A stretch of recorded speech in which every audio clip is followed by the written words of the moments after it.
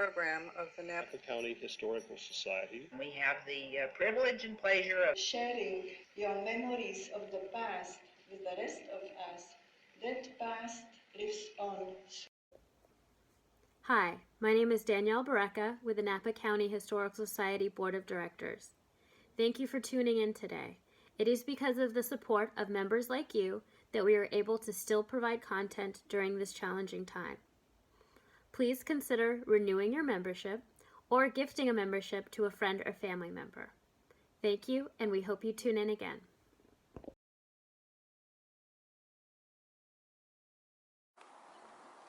Hi, I'm Tom Spaulding, President of the Napa County Historical Society.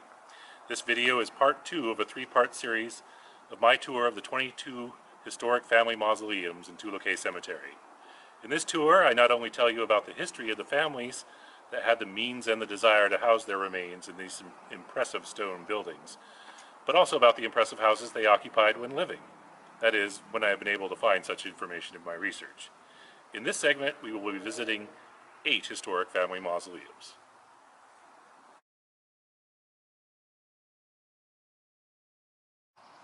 We're now at the Mason Mausoleum. George Mason bought this plot and had the mausoleum built shortly after his wife Katie's death. Now, as you can tell by the symbols on both sides here, Mr. Mason was a Mason, a member of the Masonic Lodge, and those are their symbols right there. George Mason was born in Yarmouth on the coast of Maine, just north of Portland. From 1861 to 1868, he lived a seafaring life. But when he arrived in San Francisco in 1868, he made his way on land to Marin County, where he settled down as a dairy farmer for a few years. Then he moved to San Rafael to work for the railroad. In San Rafael, he married California native Katie Olds.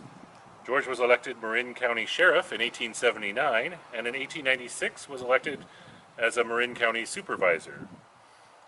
In their last years in Marin County, the Masons lived on a farm in San Antonio, which is just inside of the Marin County border south of Petaluma. In 1908, they sold the farm in Marin County and bought one in Browns Valley.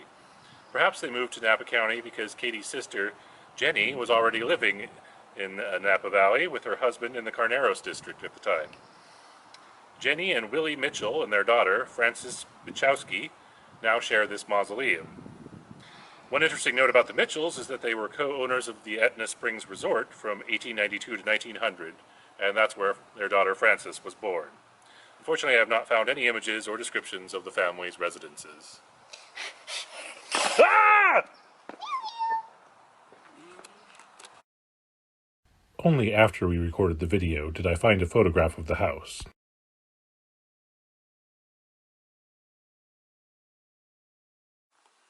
Here we are at the Abram W. Norton Mausoleum. Abram Norton was a New York native who joined his older brother Martin on his farm in the Napa Valley in 1852. He went to work as a blacksmith and was soon able to establish his own shop. In 1855 he married Mary Johnson of Vermont, and the next year they bought a property from Nathan Coombs on the north side of First Street from Randolph to Franklin and had a house built there. He was successful enough in his blacksmithing business to become a partner in the Sawyer Tanning Company, and that made his fortune. Abram and Mary raised 5 children together, but she died at the age of 41 in 1875. Less than a year and a half later, Abram married Frances Morton, who was about 20 years younger than him. They would have one child together, Bert Morton Norton. In 1885, they decided to build a new house on their property and enlisted Frances's brother, Sanford G. Morton, a carpenter from Michigan, to design the new structure. The 2-story house featured a stone foundation 3 feet below and 3 feet above the ground, a 14 feet by 22 feet dining room with a bay window, a parlor, a sitting room, a sewing room, and a conservatory. There was 1 bedroom on the ground level and 6 on the second floor. According to the newspaper, the house was one of the most attractive and comfortable that ever old folks settled down in for the peaceful enjoyment of the hard-earned fruits of an industrious life. The Nortons had this mausoleum built in 1889, and Abram died in December of 1891. His widow Frances would continue to live in the house on the northeast corner of Randolph and First until her death there 31 years later. During that time, the neighborhood around the house had evolved from residential to commercial, and their son Bert had grown to maturity and become involved in the automobile business. He had a 12-car garage and auto sale showroom built right up against the house on the north side. In 1931, the year after his mother's death, Bert had the house taken down and leased the property to the Standard Oil Company to erect a super service station on it. The only image I have found of the house is from a small drawing published in the Napa Daily Reporter in 1890. Ah!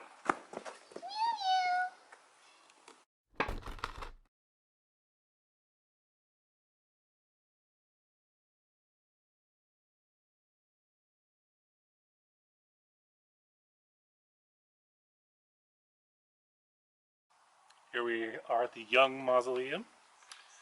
Born in Kentucky in 1830, but spending most of his youth in Missouri, Elisha Young came to California in 1848 or 1850, depending on which source you believe. He bounced around between San Francisco, Napa, Sonoma, and Contra Costa counties at first, marrying Isabella H. White in Contra Costa County in 1862, and finally settling on a 150-acre farm just northwest of Napa City around 1864.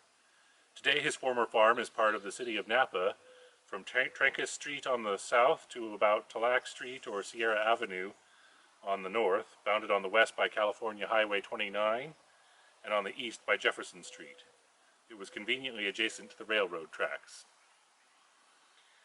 While keeping the farm, the Youngs had a house built in town in the 1870s on 3rd Street between Franklin and School Streets, where Nation's Giant Hamburgers stands today. Elisha died in that house in 1887, just shy of his 57th birthday.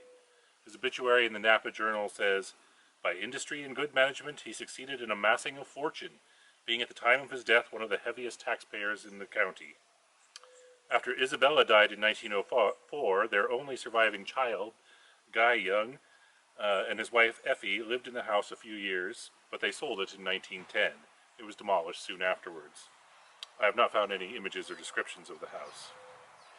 A curious side note on this mausoleum is that in addition to the vaults that line the walls inside, there is a small little table at the back, just underneath the stained glass window, with a box on top of it with a lid that reads George Hanscom, 1864 to 1923.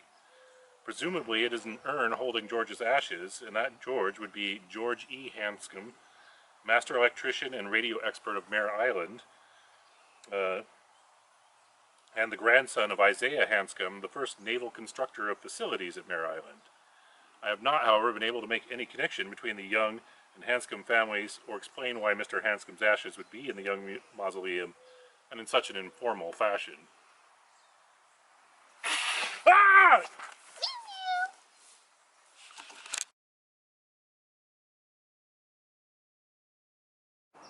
Next we have the Duff Mausoleum.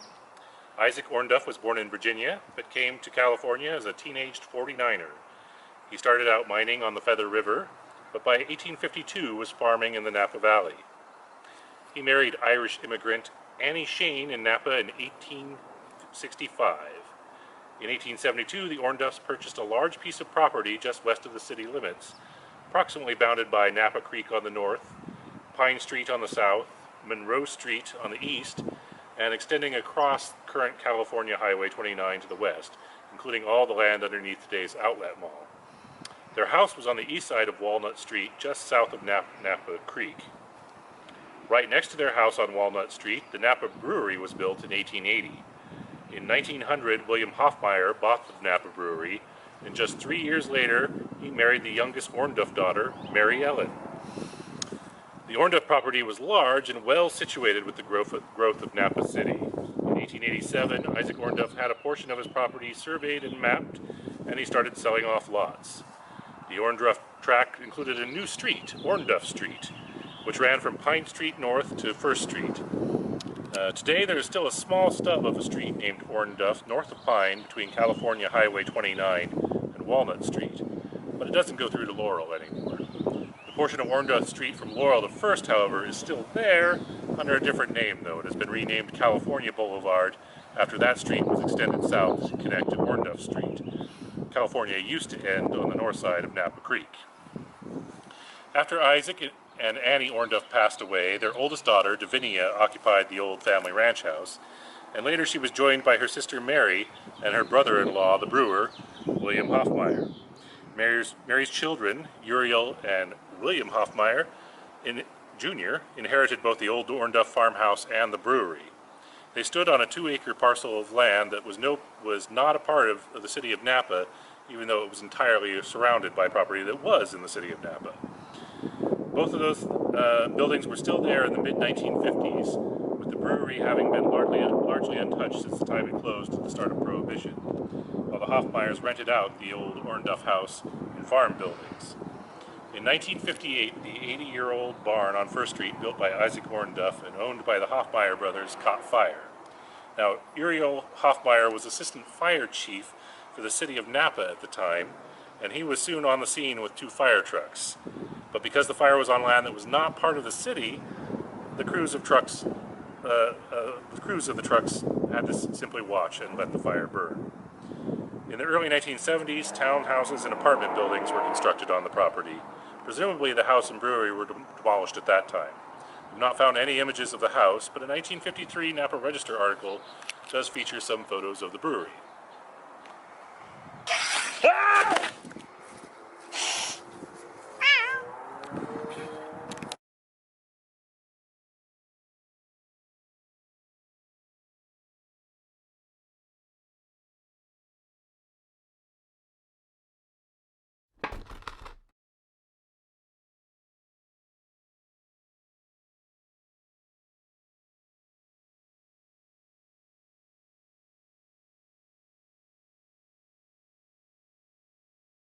Here we are at the Thomas Earl Mausoleum.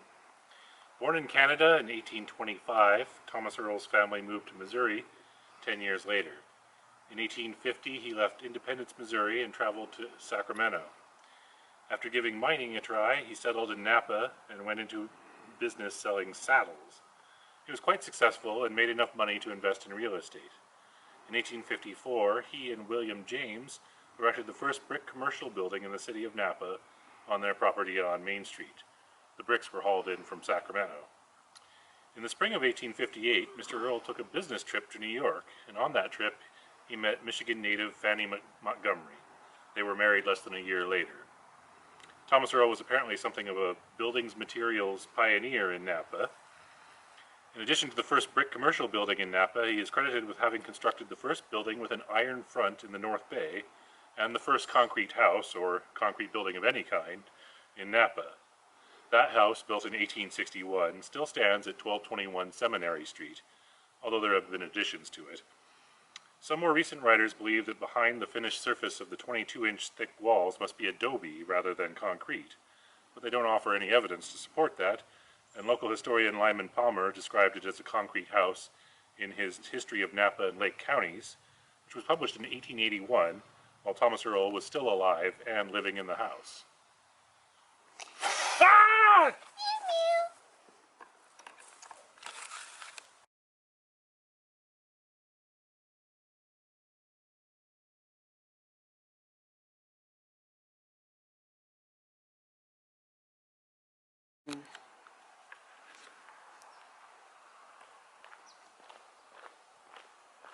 The Gilson Mausoleum. New York native Charles Gilson came to California in 1862 at the age of 15 and first went to work mining in Gibsonville in Sierra County. But it was in Siskiyou County that he established himself and became a successful mine owner and investor. In 1874, he married Iowa native Belinda Fowler. With Charles's growing wealth came notoriety and influence, and so he ran for office and was elected to the California State Assembly in 1898. But before his term was completed, his health took a turn for the worse. In the summer of 1900, his wife Belinda traveled to the Napa Valley, where the couple had previously been to visit Abel McFarland, a co-owner of one of the mines. She bought a house for them in Napa, in the belief that Napa's climate would be better for Charles's health. Now, it was this mausoleum that inspired this tour. I think it is the most impressive of all the historic family mausoleums in the cemetery, and yet I had never run across the name Gilson in my research of historic Napa houses. But it turns out that the Gilsons did live in a ground house designed by Napa's best-known architect, Luther Turton. And as it happens, I had already researched that house. But the name Gilson didn't ring a bell for me because the house was not built for them. They bought the house, which still stands today at 1645 Main Street, from Sheriff George Mackenzie, who had the house built for his family in 1889. While the Gilsons had moved to Napa, their connections were still back in the far northern part of the state, and Charles's health did not miraculously recover in Napa. In 1909, Charles was in an enfeebled condition and in his third week of treatment at Buena Vista Hospital in San Francisco, while Belinda went to visit their daughter in Chico. She contracted pneumonia and died there. Her husband was not immediately informed of her death for fear that in his condition the shock would kill him. Charles Gilson ended up outliving his wife by 8 years and died at their home on Main Street in Napa.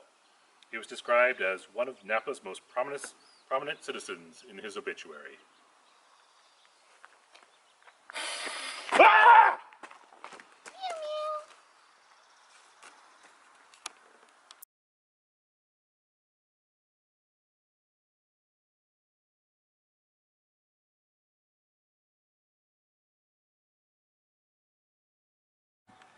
And now we're at the Knight Mausoleum. Thomas Knight was one of the earliest American settlers in Northern California when it was still a part of Mexico, coming here in 1845 in time to take part in the Bear Flag Revolt the following year at the age of 25. He settled on a large tract of land in Sonoma County to the northwest of Calistoga, which now bears his name, Knight's Valley.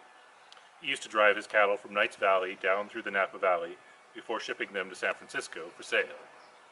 Thomas married Serena Haynes in 1854, and the 1860 census shows them living in the Yount Township in Napa County. The couple would acquire a number of properties, including a mine in Nevada. By 1880, they had moved to San Francisco and lived on a house on Tyler Street, which is now Golden Gate Avenue. Thomas Knight died in 1903, leaving his wife Serena as the sole heir to an estate valued at over $500,000. Their eldest son, Charles Knight, died the next year. Something might have happened to the family's house in 1906, as we know happened to a lot of buildings that year in San Francisco, because in 1907, Serena bought a property at the corner of Schrader and Hayes Streets. She lived at the new house, which still stands at 160 Schrader Street, until her death in 1916. Thomas and Serena's son, Thomas Guy Knight, and his wife Lillian lived in the house until 1935 when he died. Thomas Guy Knight was the only child who married, and he did so only at the age of 54 and had no children. His brother Coleman Haynes Knight, who had been institutionalized after Serena's death with mental disturbances that were attributed to a football injury in college, was the last descendant of Thomas and Serena Knight. Ah!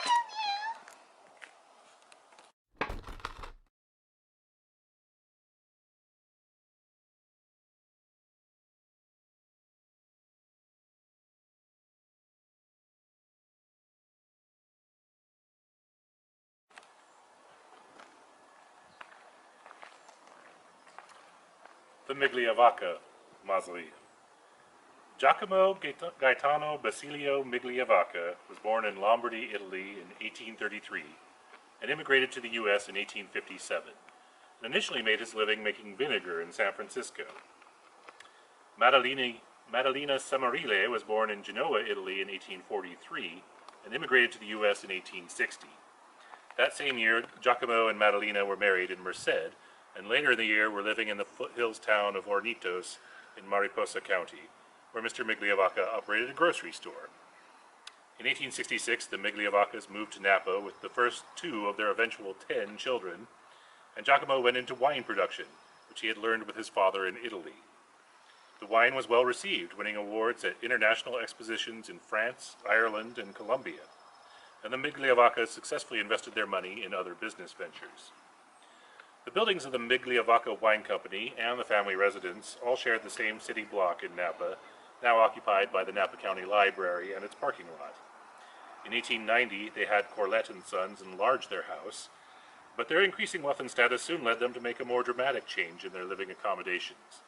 In 1895, they had Napa's best-known architect, Luther Turton, design a new showpiece of a house. In 1898, they hired Turton again to design this mausoleum. which cost just about the same amount as the house had cost 3 years earlier, $4,000. The interior features polished Italian marble, an encaustic tile floor, bronze fittings, and a stained glass window.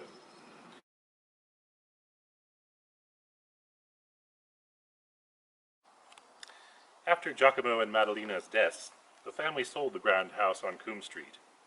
In 1970, Napa County bought the property to use as a site for a new library. The plan was to demolish the house, but in response to protests, they sought a buyer who would move and restore it instead. Although there was interest and efforts were made, it came to naught, and the contract to raise the house was awarded. At the last minute, the Tross brothers, owners of Ron Tross House Moving Company of Orinda, swooped in and asked if they could move the house. They moved it a short distance to the end of Division Street next to the river, so that construction could start on the library without requiring the destruction of the house. But the Tross brothers had no plans for the house other than to save it. They offered it to anyone who wanted it at a nominal cost, and so it sat next to the river for more than 2 years, slowly deteriorating and occasionally being vandalized. The city was ready to have it demolished when another preservation hero stepped forward, Tom Connell of Mill Valley. He paid the Tross brothers to move the house to its current location on 4th Street and had it restored. Unfortunately, in the 2+ years that it sat by the river, thieves and vandals sawed off and removed all the newel posts, banisters, and balustrades. They stole all the stained glass, the light fixtures, and even the front doors. Every single window in the house was broken. But what was saved was not insignificant, and today we can still enjoy an exterior that looks much the same as it did in 1895, and is one of the finest examples of Luther Turton's architecture.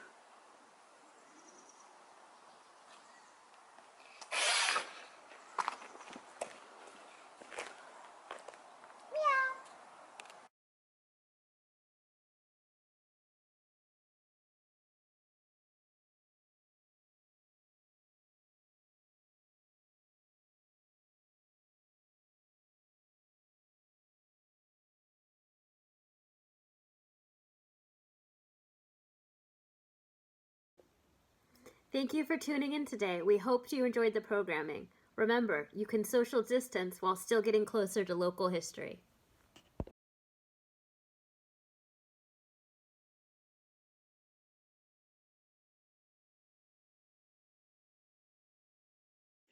History is very much alive.